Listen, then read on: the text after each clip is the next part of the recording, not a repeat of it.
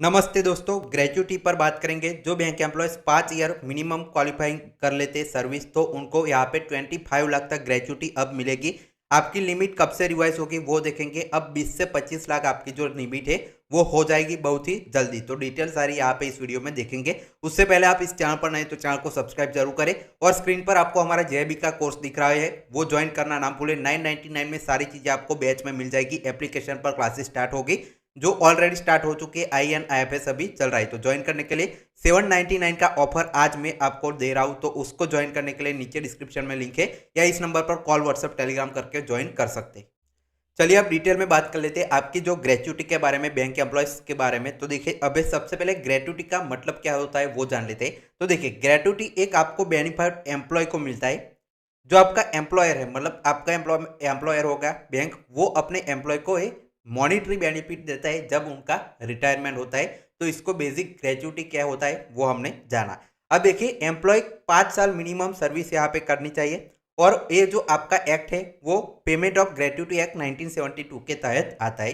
अब देखिए, ये एप्लीकेबल है 10 या ज़्यादा, मतलब कोई भी कंपनी में 10 या उससे ज़्यादा अगर एम्प्लॉयज़ होते हैं साल का एवरेज लेने पर, तो उनको एक ग्रेच्युटी का अमाउंट यहाँ पे देना पड़ता है कंपनी को और एम्प्लॉयज़ को मिलता है। अब जो सेंट्रल गवर्नमेंट है उनका जो रूल है वो अलग है। जो बैंक्स है उनका अपना जो रूल है वो यहाँ पे ग्रेच्युटी एक्ट 1972 लगता है। अब चलिए आगे बढ़ते हैं और इसकी कुछ और जो आपकी डिटेल्स है वो देख लेते हैं। तो आपकी स्क्रीन पर अभी आ रहा है जो फॉर्मूला है ग्रेच्युटी का, वो देखिए।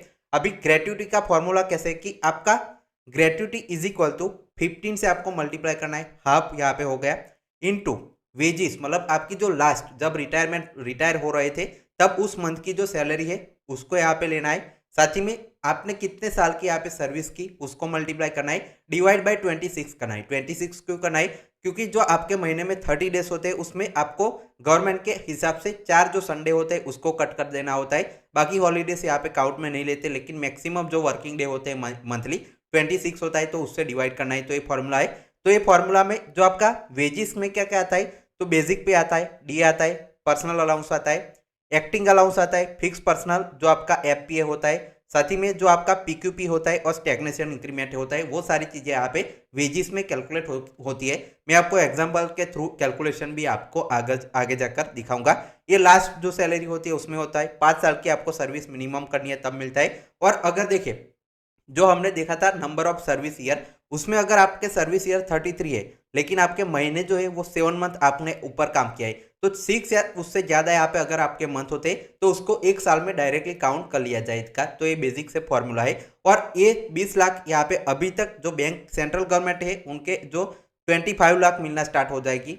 लेकिन अभी जो बैंक एम्प्लॉयज है उनकी जो मैक्सिमम है वो 20 लाख है। उनकी भी 25 कब से होगी वीडियो में आगे जाकर देखेंगे। और ये सारा जो अमाउंट है ग्रेच्युटी का वो मिलेगा, वो पूरा आपको टैक्स फ्री यहाँ पे मिल के थ्रू समझ लेते हैं। तो देखिए, आपके एक जो आपके डेप्यूटी मैनेजर है 32 साल और 7 महीने जिन्होंने सर्विस की है, उनका ग्रेच्युटी का अमाउंट कैसे बनेगा, आप इसी तरह से फॉर्मूला में लगाकर आप भी अपना जो ग्रेच्युटी अमाउंट है वो कैलकुलेट कर सकते हैं। तो देखिए, बेसिक पे इनका 51,490 हमने लिया है। DNS अलाउंस इनका 31,255 चल रहा था तब, वो लास्ट में जब रिटायर हुए तब। FP जो फिक्स पर्सनल अलाउंस है 2120, PQP है वो 1680 चल रहा है। तो टोटल इनकी सैलरी वेजिस जो है वो 86,545 रुपीज़ बन जाता है। तो ग्रेच्युटी कैसे कैलकुलेट करना है, तो सबसे पहले वेजिस जितने आए थे वो हमने डाल दिए, 15 से इसको मल्टीप्लाई करना है और 33 साल यहाँ पे आ जाएगी क्योंकि 7 महीने है तो एक साल पूरा गण लिया जाएगा और 26 से इसको डिवाइड करना है।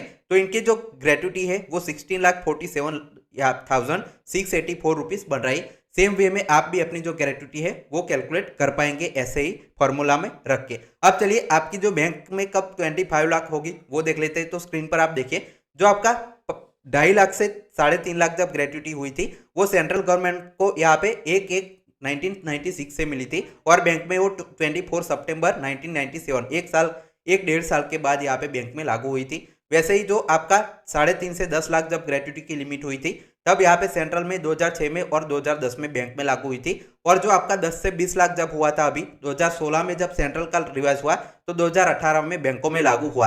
अब चलिए बात कर लेते हैं कि आपका अब कैसे बढ़ेगा। तो अभी आप स्क्रीन पर जो पूरा सर्कुलर है वो देख पा रहे होगे।